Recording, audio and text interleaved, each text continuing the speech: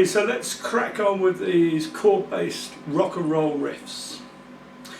To understand what we're doing next, have another look at this diagram. Here we have the major scale with its key notes on the E strings. And out of that scale, we've coloured in the notes from that scale that belong to the major chord, as played using the E-shaped bar chord pattern. Really, we keep flashing this diagram up in order to get you into the habit of thinking of chord notes in terms of where they belong in the major scale.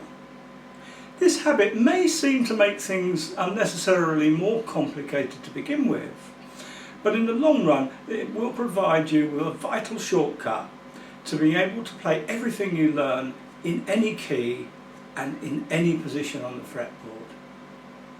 Now, as well as the major scale notes, we also need to be aware of the position of two critical notes from outside the major scale, notes that we refer to as non-diatonic notes. Now, the two that we're interested in are the flatted third and the flatted seventh notes.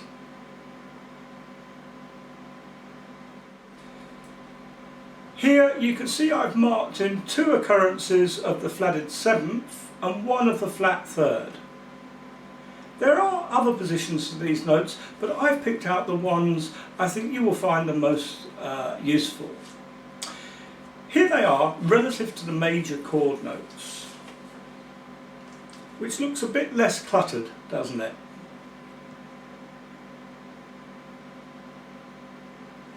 Okay, so let's have a little look at how we can easily locate these non-diatonic notes in this pattern.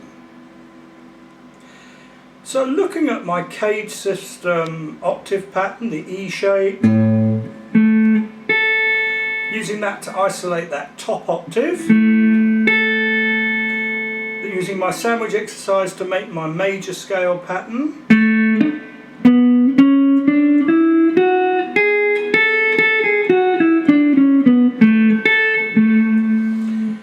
now counting the notes, 1, 2, 3. By knowing that's the third note, we know that's the flatted third note. In between the second and the third is the flatted third. So 1, 2, 3, flat 3. So that's one of them. Then 1, 2, 3, 4, 5, 6, 7. To get to the flatted seventh, we can go down to there. But the note I want to point out to you is this one here on the second string. You can hear that's the same sound, but slightly easier to reach. So we've got 1, 2, 3, 4, 5, 6, flat 7, 8. So there's our flat third, there's our flat 7. And then I've also highlighted another flat 7, an octave lower, there. And another way of thinking of this is from our 8th note, we go down to 7, and then flat 7.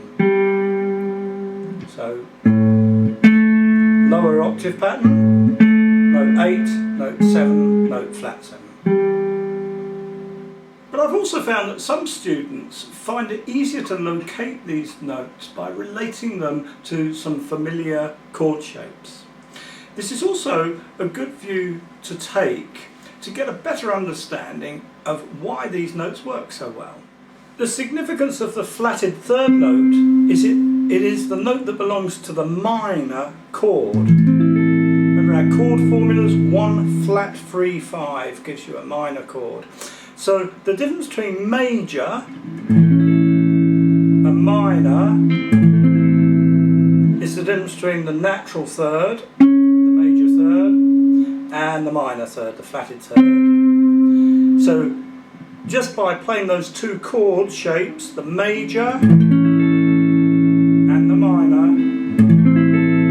using the familiar E-shaped bar chords, then you can locate that flatted third note. Likewise, the flat 7 is the note we add to the major chord to make it into a 7th chord. So we do this by moving my little finger up there, so that's one way of locating the flat 7 note. But notice that by lifting that finger off the root note there, I've effectively taken that note down to where the bar is there at the 5th fret, so that's our other flatted 7th note. So when you go from the major shape to the dominant 7th shape, you're introducing 2 flatted 7th notes there and there. So that's quite a good way of thinking of where these notes are. So let's look at some ways now that we actually use these non-diatonic notes in our rock and roll riffs. We'll start by focusing in on the flatted third. Now, in rock and roll, as indeed in blues, this note is nearly always played together with the major third. Either played straight, like this, or played as a slide, or as a hammer-on, or even as a bend. This idea of starting off a lick using the note that defines the sound as minor but immediately correcting it to major is a very commonly used trick in both blues and in rock and roll. You can use this idea to start a lick like this,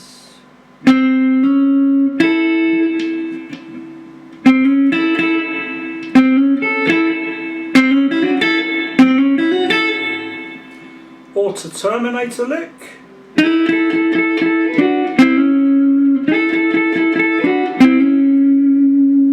or just as a sort of repeating idea.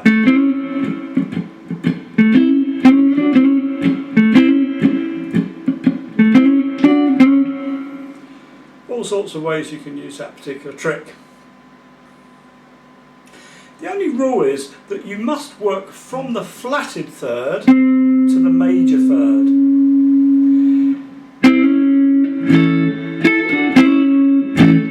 That way round it sounds fine. If you do it the other way round, it gives you too much of a minor sound, so that doesn't really resolve so well to the major chord. Resolves better to the minor chord. So in most rock and roll tunes we're using major chords, so we use the notes in that particular order. Another thing you could do is link this to the 4th note, to the 6th note, or to the combination of both those notes. Very common this.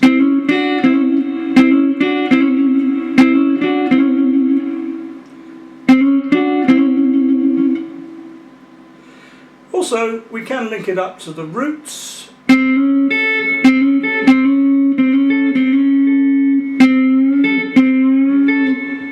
or down to the roots, or indeed both. We can also work it to the 5th,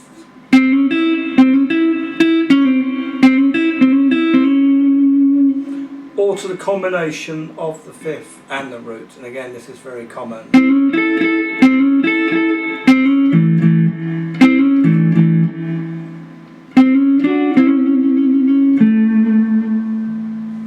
Once you've understood that idea, I promise you're going to start hearing it almost everywhere.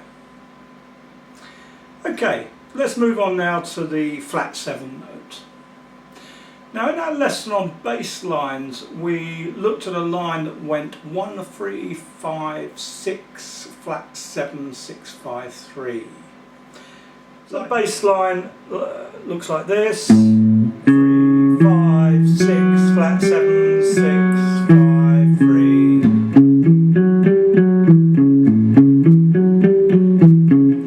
And as a lead guitarist, we often nick that, play it in this top octave here. So notes.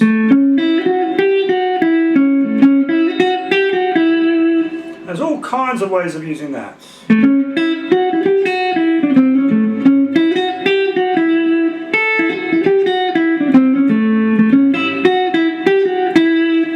Really just to sort of add to the riffs that we use the 5th and the 6th note on.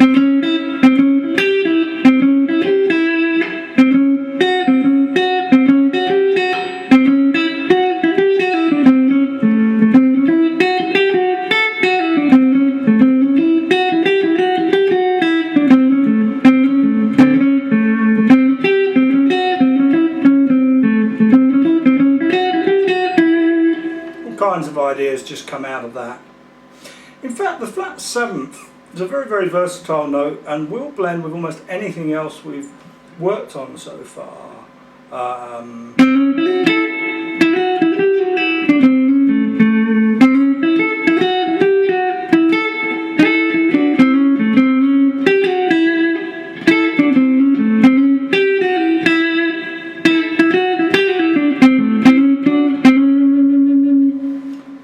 It into almost anything.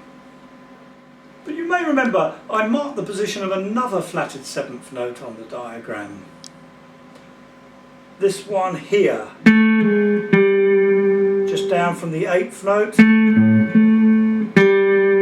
we find a flat 7th note here. And that one I tend to use in a fairly specific way a lot of the time. Now if you're playing rhythm and you're strumming along to a 12-bar blues or playing the shuffle, very often at the 4th bar you switch to a 7th chord to sort of emphasise the change up to the 4th chord. So that sort of sounds like this.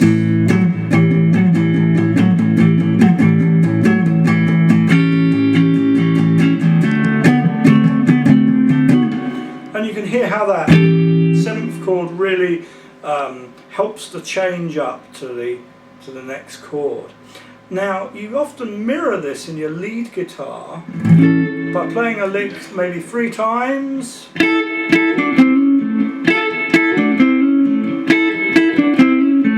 then going down to that flat 7th to imply that 7th chord, and that helps link up to the next chord. And let's hear that sort of live. You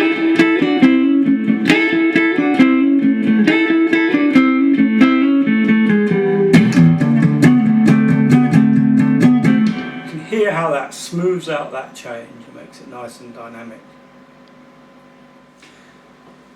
Okay, so that about wraps it up for this lesson. So far we've been concentrating 100% on the E-shaped part of the cage system to look at these rock and roll riffs and the ideas behind them. But everything we've been over is similarly applicable to the other 4 shapes in the cage system as well. So if you'd like to multiply everything we've learnt so far by 5, then join me in the next labour-saving lesson. Meanwhile, we'll play out with a bit of a jam over the backing track using everything we've just been over in this lesson. Join in with me if you like.